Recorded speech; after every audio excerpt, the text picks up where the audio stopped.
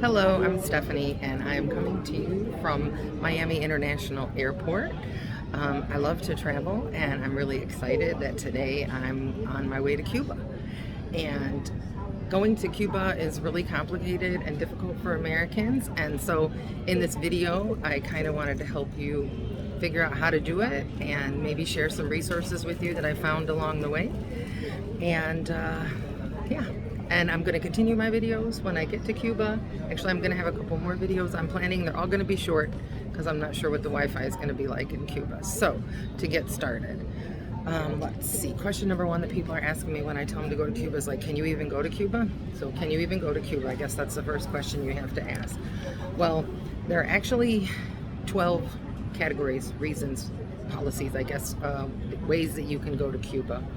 Although President Biden recently updated some of the policies with Cuba, it did not change the fact that Americans are not allowed to go to Cuba as tourists.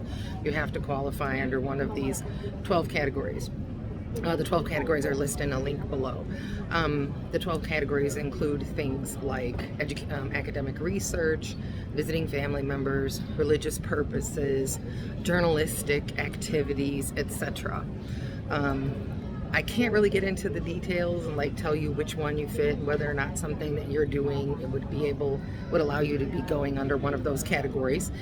However, I did post below as well, like the fine print on all of these 12 categories from actually the U.S. Code of Federal Regulations, and it's up to date.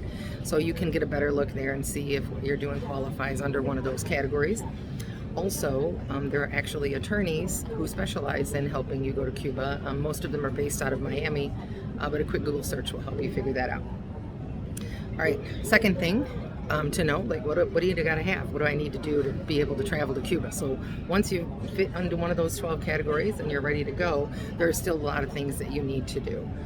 First of all, you have to buy some health insurance. So usually your regular American health insurance is not going to cover you in Cuba. So you have to buy some. Some you can buy from some travel agencies. Actually, American Airlines, I'm flying with American Airlines to Havana, and they include it in the price of their ticket. And so you use your boarding pass to prove that you have health insurance. And it's only $25. Through them. That information is below as well. You can buy it from another travel company if you're affiliated with any university as a student, faculty, whatever, researcher. You can also buy it through GeoBlue, and that link is below as well. So in addition to having health insurance, you need a visa. You have to have a visa to be able to enter Cuba, and they cost somewhere between $85 or $100 each, depending on if you buy them ahead of time or if you wait till you arrive at the airport. You have to fill them out completely, perfectly, without any mistakes, without any errors, without any scratchings, without any corrections, or they will be voided, and you will have to buy another one. Seriously. So make sure you take your time, fill it out perfectly. You will not get a chance to redo. I actually ordered mine ahead of time.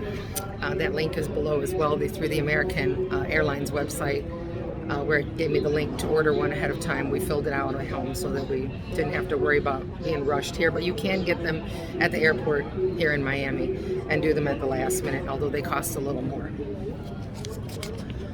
So in addition to the visa, you also have to fill out a health declaration. I assume it's related to COVID, because a lot of the questions are related to, whether or not you're vaccinated or if you've been around anybody who's been sick lately. But they also ask you questions, your full name, your passport number, where you're staying while you're in Cuba, the address, things like that. It also talks about things you are allowed and aren't allowed to bring into Cuba, like no more than $5,000 each, and no more than $1,000 worth of goods that you would want to leave in Cuba. There's a lot of rules and things like that. So that part is also, I've got the link below as well for the health declaration form. It is in Spanish. I did not see an English version of it, so have that Google Translate out if you need it to help you understand the questions. One final thought on that is that they can only be filled out within 3 days of departure. So you have to wait until 3 days before your departure to fill out that declaration form. And then, believe it or not, you don't get a QR code. You print out a piece of paper that has a QR code. So it won't be on your phone. You'll actually have to print it out. So there are very, strict reasons as to why you can go. Even if you can go, there's a lot of paperwork. Um, like I said, I'm going to continue to post videos on this. My next video is going to be on some planning that we did for how to travel around the country, to give you some ideas on how that will work. And of course, if you like, you can subscribe to keep up on what I'm posting by clicking down below by me, your Motor City Migrant. Thanks.